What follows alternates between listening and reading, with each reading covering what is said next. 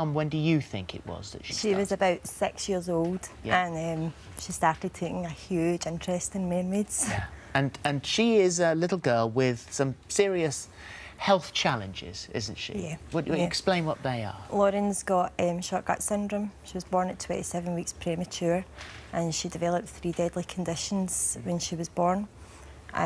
She wasn't supposed to be here or survive. She is a miracle, isn't she? But she has the fighting spirit. So I need to ask you about this mermaid, because when I was a little girl, and still to this day, mermaids are my favourite thing in all the world, and I've always dreamt of meeting a mermaid, and yet this actually happened to you, didn't it? So you haven't seen her for a long time? No. No. And you haven't certainly have. When was the last time you spoke to her? No, it's since your wish day. We just Really, get a not message. since the actual wish day. Wow, She sent a get well message, so she's not actually spoke to Well, us would since you, her wish would day. you, can you, if you want to turn to that screen there, and for the first time since that day, she's being sprayed now to keep her wet, and it's Lyndon. Hello, Lyndon. Hello! Hi, Lauren! Hi. Oh, it's so nice to see you here today. And you haven't seen Lauren, have you, for a very long time? So this must be lovely for you to be reunited with her also. Yes, I am so excited to see you right now, Lauren, and it has been, I think, almost 2.5 years since we met on the shores of Loch Lomond. And you remember that day, Lyndon, don't you? Because it was particularly cold.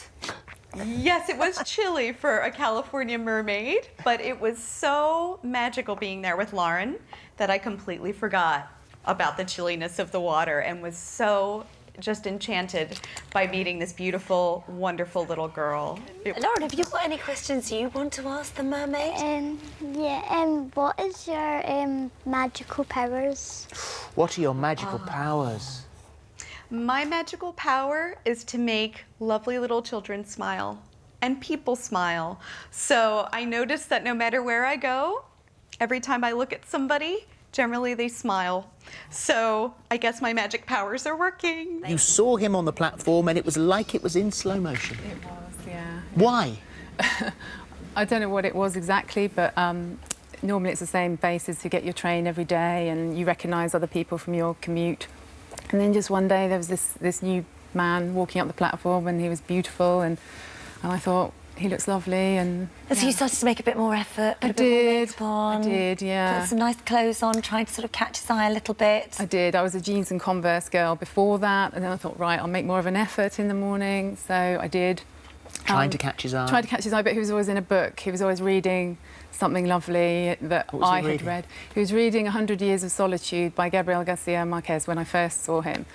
And I thought, he seems so lovely and he's lost in a book, so you thought that only someone with a good soul or good heart could be reading a book like that? Exactly. Because you'd read it at university? Yes, yeah. And you're talking about him at work, or your workmates, saying that you called him Train Man? I called him Train Man. I worked on a teen magazine at the time and my colleagues were amazing, and I'd go into work and they'd say, how's Train Man today? What was he wearing? What was he wearing? Did he look up? And it was always, oh no, I didn't talk to him. Well, you did have a bit of a plan, because you thought, right, how can I get him to talk to me? And you thought, if I drop my ticket sort of at his toes... Yeah, a canny friend gave me that advice. Yeah, he's got to pick it up and return it, and then conversation will flow. Yes. Not quite what happened. Not quite what happened.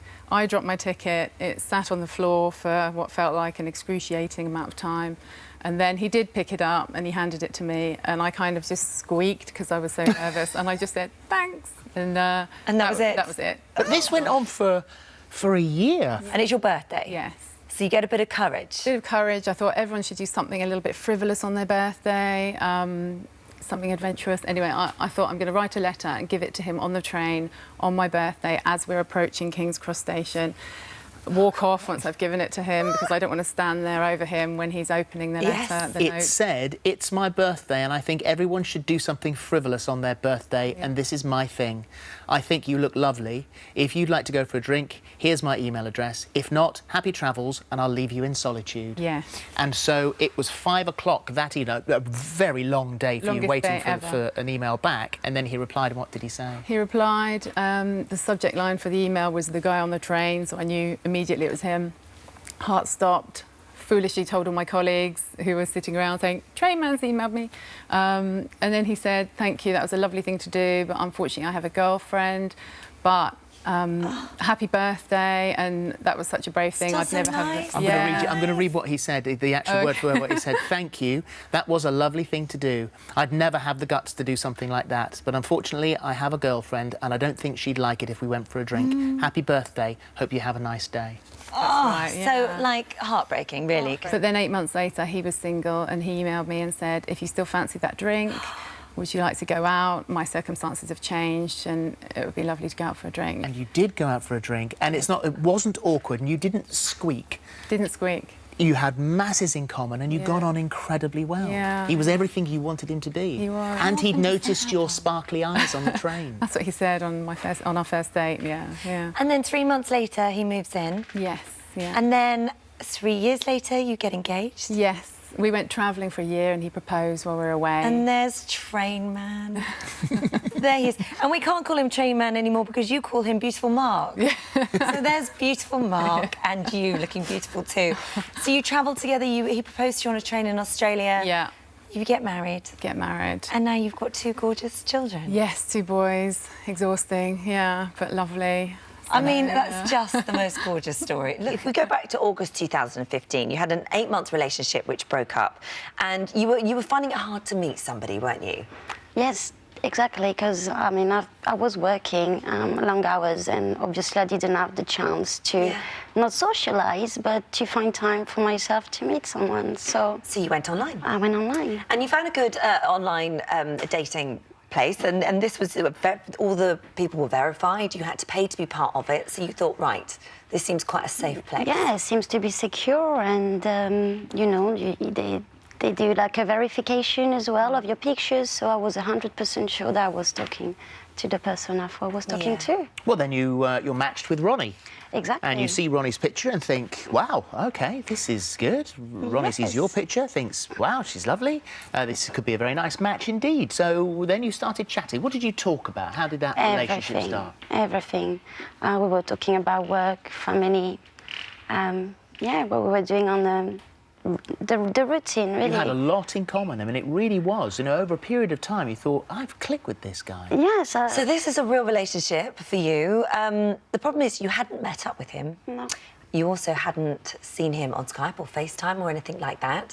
Your family were a little bit concerned, weren't they? Because they were asking you, well, why haven't you seen him in person? Yes, they were asking me. They were, you know, I had boyfriends in the past, and most of them, they met my family. And they were like, but are you sure? How is it possible? He's always busy. He doesn't have time for yourself. And the relationship didn't really start. So how is it going to be then in the future? So then, yes, I started to ask myself questions, obviously, and to put all the details together. And I started to, yes, build my investigation, because it was.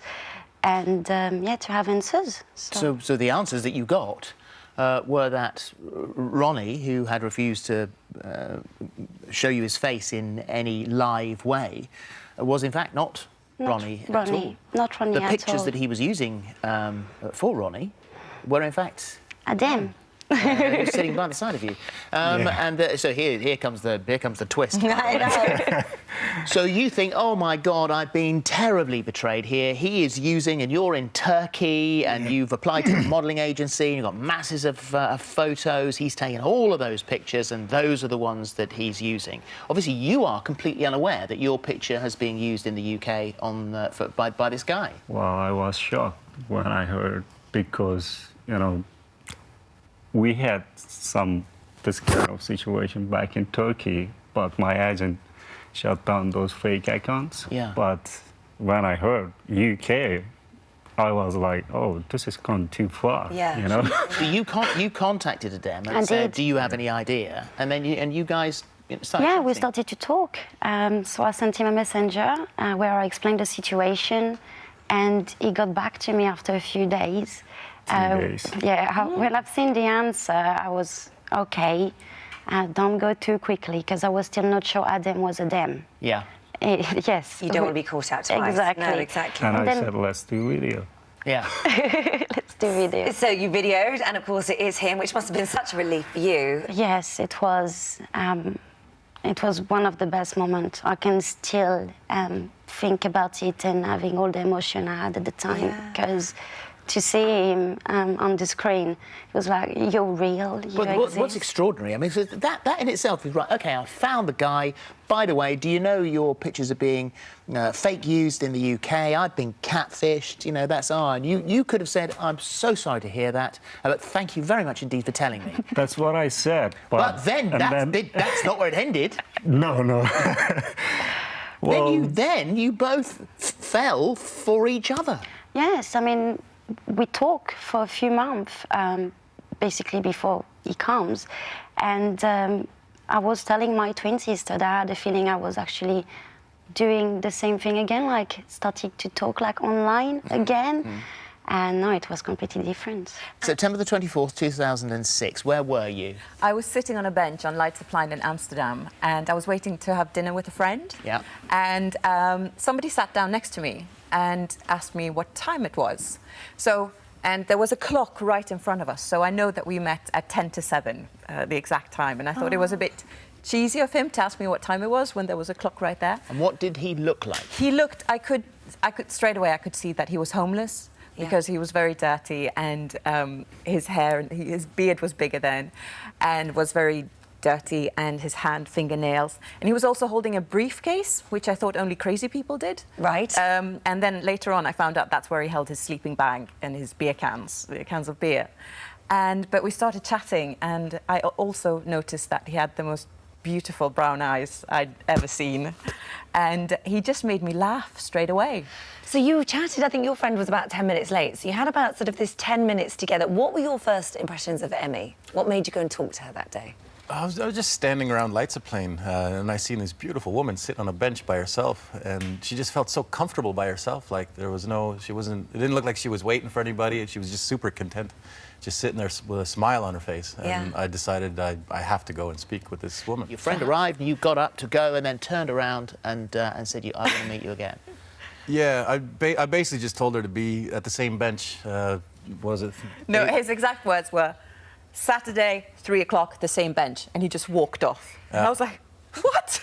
And so you had a few days, really, to think about what had happened. I had 5 days, yeah. This was on a Sunday, and I just couldn't get him out of my mind. And it just didn't make sense that somebody visibly homeless could be so confident, you know, and like, because I was single and I dated loads of guys, and they were always like, yeah, maybe I'll call you, maybe I won't. And there's this homeless guy just telling me, you know, to be back on this bench. And you had obviously no way of contacting him whatsoever. I had no way of contacting him, yeah. But you went back there 5 days later, and he was late. He was late, and I felt like such a fool, and I was going to call my sister and go, he didn't turn up. And he turned up 20 minutes late on a little kid's bike, of all things. And we spent the day together, and unfortunately, he was quite smelly as well. And I really wanted to kiss him on that first date, but I didn't know if I could because of his smell. Well, you said you had a wonderful day and a picnic, and it was fabulous. But then you were living in Vienna at the time, and up comes the moment where you've got to go. Yeah. You have to go back. He's got no means to contact you, but you gave him your number. I did. And then you went back to Vienna. And I didn't know if I was ever going to see him again. I mean, I hoped I would, and I couldn't stop thinking about him. And then 3 weeks later, I just turned 30. And I just get a phone call on a Monday morning, and it was just Vic saying, I'm here now. And he'd followed me to Vienna, and we've been together ever since. 6 months of chemo. After that, regular scans to make sure that you were OK. And it wasn't until April 2015 that you found a lump on your head. And that had devastating diagnosis that came with that. And that was stage 4 brain tumour. Yes. I mean, really frightening stuff. It was. I just started my new job. I was there for, I wasn't there long, I was probably there for a couple of weeks. And I thought it was to do with computers, and I thought that it had brought the headaches on because I was a dental nurse before in my previous job. So I didn't think quite about it. I was taking the paracetamols and stuff like that, but it was going on for about 2 weeks now. And I just thought something's not right. Well, you had to have brain surgery, and then once again you're back into intensive treatment. Yes. They couldn't take all of it, but the treatment reduced it down. I thought, OK, we might be out of the woods here. And then another year passes by, very painful headaches. And then what are you told? I had the radiotherapy for the first lot of treatment, and then I had a seizure, and it brought up that there was 8 new tumours. Oh my goodness me. And you found this treatment, and this is the immunotherapy. It was a clinic in Germany, not cheap. They've had great results with people, but the first treatment is 30,000 euros. Yes. Any follow-up treatment can begin at 80,000 euros, so that you needed to start funding. I did, yeah. And how did you go about doing that? I started a page on the internet to raise funds, and I didn't know how I was going to do it because I knew how much it was going to cost. But at the end of the day, when you hear what we heard, you don't think about it. You just do anything. You just think, well, we'll just see what happens. When did you find out that you had help from what was quite a surprising area? Yes, it was about a month after we'd heard this, and the GoFundMe page had been open about a month, and I just got an email out of the blue from Kate's This PA, is Kate Winslet. Kate Winslet's PA, explaining that Kate had seen Gemma's page, and from one mother to another, she decided that she thought like myself and she couldn't let her die. And so she organised fundraising events in, Yes. in Los Angeles, Yes. Alongside Leonardo DiCaprio, Yes. and a sort of huge amount of money Yeah. raised for you, which and we wouldn't be rude enough to ask you how much they raised, because what they did do is they managed to get you that treatment. Yeah. Yes. What would you say? What would you say to Kate?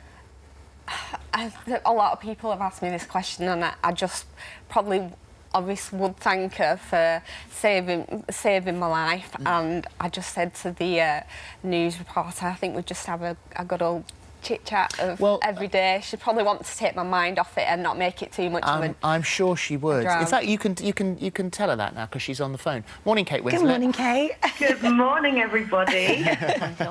What do you say to Kate? Hi, Kate. Hello. Hi. I just want to say thank you so much for all your hard work and me being able to have my treatment that I really did need. You saved my life, and I just want you to know that I really. I couldn't be, I could not be more thrilled and honoured to have been able to find you and your mum and to be able to help you, and that it actually worked. It actually really did work. We raised the money and the treatment has worked, and I think that's the real headline here.